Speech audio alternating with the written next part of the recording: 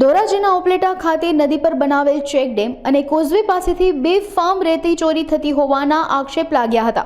તેમજ વધુમાં તેઓએ ચેક ડેમ અને કોઝવેના પાયામાંથી રેતી ચોરી થતી હોવાને કારણે ડેમ તૂટી રહ્યા હોવાના આક્ષેપો પણ લગાડ્યા હતા। કોંગ્રેસના પૂર્વ ધારાસભ્યએ ખાણ ખનીજ વિભાગ અને રેવન્યુ વિભાગ દ્વારા આ ખનીજ માફિયા વિરુદ્ધ કાર્યવાહી ન થતી હોવાના આક્ષેપ લગાવ્યા હતા। ધોરાજી અને ઉપલેટા નદીઓ ઉપર જે કોઝવે બનાવવામાં આવ્યા છે, કોઝવેની આજુબાજુથી ચેક ડેમો બનાવવામાં આવ્યા છે। ચેક ડેમોની આજુબાજુમાંથી ખનીજ માફિયાઓ દ્વારા બેફામ રેતીની ચોરી કરવામાં આવે છે અને એને કારણે ચેક ડેમો અને કોઝવે તૂટી જાય છે।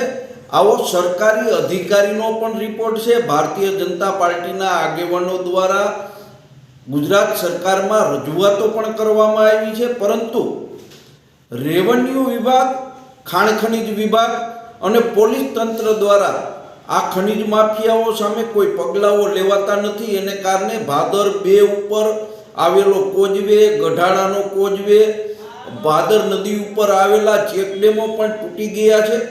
સરકારે તાત્કાલિક ધોરણે સરકારી અધિકારીઓના રિપોર્ટ અને ભારતીય જનતા પાર્ટીના આગેવાનોની રજૂઆતના આધાર ઉપર આ રેતી ચોરી, ખનીજ ચોરી અટકાવવી જોઈએ એવી હું કોંગ્રેસ પાર્ટીના આગેવાન તરીકે સરકાર પાસે માગણી કરું છું।